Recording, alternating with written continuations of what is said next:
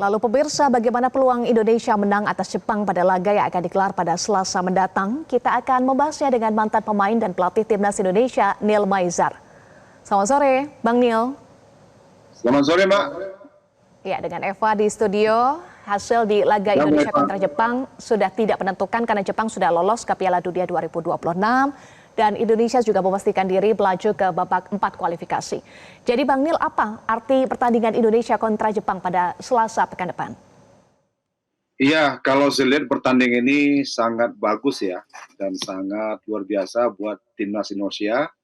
Setelah Timnas Indonesia menang lawan Cina dan menentukan kita masuk lolos ke putaran keempat, pertandingan ini sangat menentukan buat Patrick Kluivert bagaimana memaksimalkan pemain yang ada hari ini ketika menang melawan Cina, dan juga Patrick sebagai head coach mungkin akan membuat suatu keputusan bagaimana tim ini mempersiapkan pertandingan ini bisa menang pertandingan sehingga poin kita lebih bertambah dan peringkat kita lebih naik.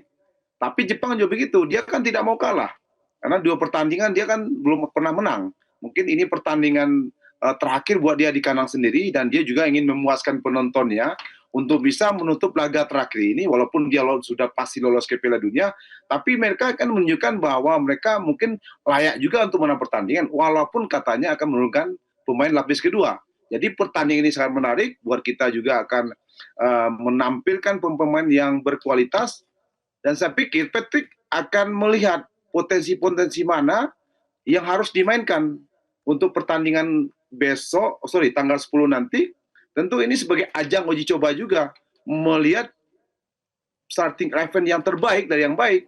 Itu bisa jadi, karena dia akan melakukan mungkin dia akan melakukan semacam perbandingan dengan Jepang, walaupun dia punya menurunkan pemain lapis 2, tapi mungkin pandangan saya, Patrick sebagai head coach akan memainkan pemain-pemain yang layak ini untuk starting 11 untuk putaran keempat nanti melawan Irak dan melawan Yordania atau melawan Arab Saudi nanti di putaran keempat. Gitu, Mbak. Ya, betul ya, ini Jepang dipastikan akan bermain dengan para pemain lapis kedua. Apakah ini akan menjadi keuntungan tersendiri bagi Timnas Indonesia?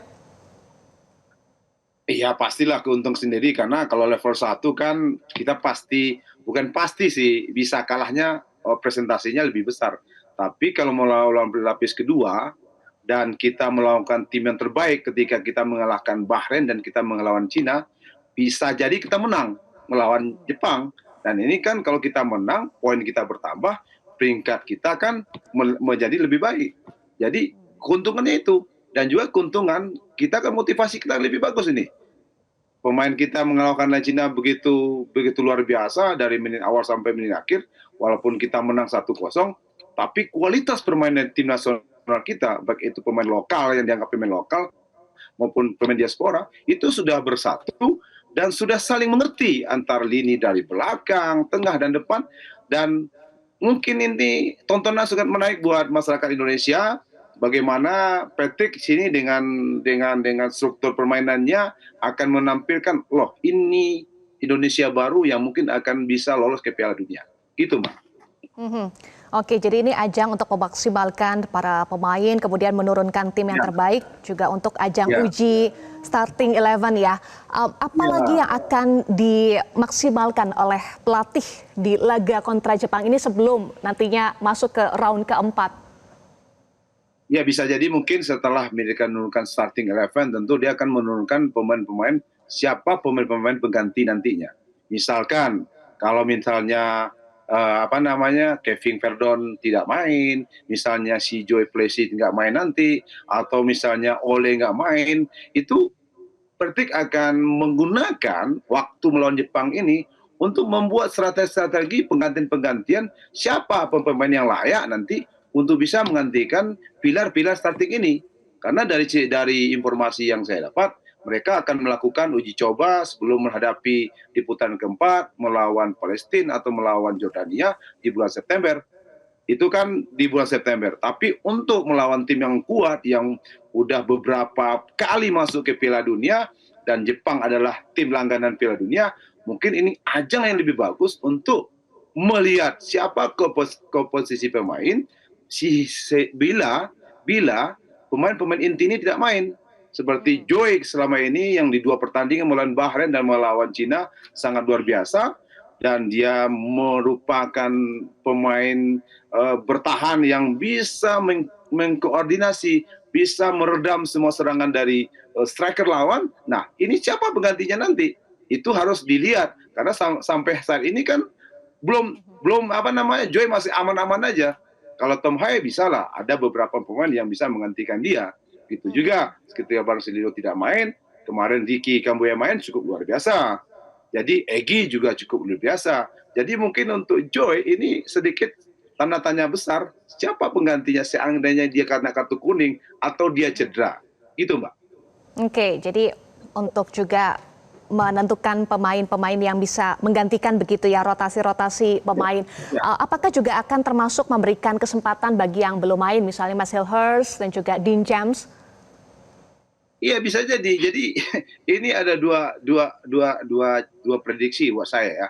Bisa jadi mungkin kalau di babak pertama dia akan menurunkan starting 11 dulu, ya, dilihat bagaimana dalam 45 menit ini bisa enggak konsep cara berpikir, cara bermain dari tim nasional ini bisa bermain sesuai dengan taktik strategi dari Petik, walaupun dua pertandingan itu sudah jalan. Mungkin babak kedua dia akan mengganti pemain-pemain yang belum main. Tim C misalnya belum pernah dalam 2 pertandingan ini dia belum main, mungkin itu kan diturunkan. Atau nanti misalnya di depan atau Sananta kalau dia belum main secara resmi bisa dimainkan, atau nanti bagaimana Marcelino nanti main atau Ricky tidak main, mungkin itu kan dicoba di babak kedua mungkin ya. Tapi yang saya lihat, kalau saya lihat cara berpikirnya Petik, dia akan mainkan starting 11 yang terbaik dulu dan bisa mencetak gol dulu dan menunjukkan kepada masyarakat Indonesia ini tim yang mungkin akan maju di putaran keempat. Dan ini komposisi terbaik pemain dan dia akan menunjukkan ke masyarakat Indonesia. Itu, Mbak. Ya, oke. Bung Nil, terakhir prediksi skor Indonesia kontra Jepang dan juga bagaimana melihat peluang Indonesia di round keempat nanti?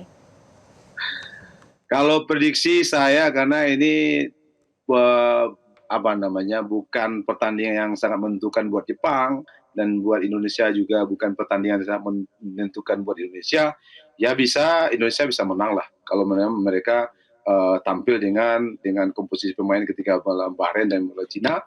Dan saya lihat untuk ke putaran keempat nanti dengan beberapa tim yang sudah mulai kelihatan lawannya, misalnya Qatar atau Palestina, nanti kita lihat, dan peluang itu besar karena dari juara nanti dari masing-masing grup itu akan lolos ke Piala Dunia. Dan itu peluang untuk Indonesia, dan saya yakin dengan komposisi pelatih yang sangat luar biasa, ada Petik dengan segala orang-orang yang expert di belakangnya, ini akan membuat tim ini lebih kuat, lebih hebat, dan lebih mempunyai karakter dan bisa memberikan kontribusi untuk bangsa Indonesia, dan kita berharap mereka bisa lolos ke Piala Dunia.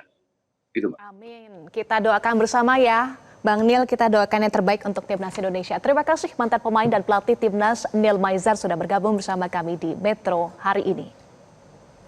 Jelajahi cara baru mendapatkan informasi. Download Metro TV Extend sekarang.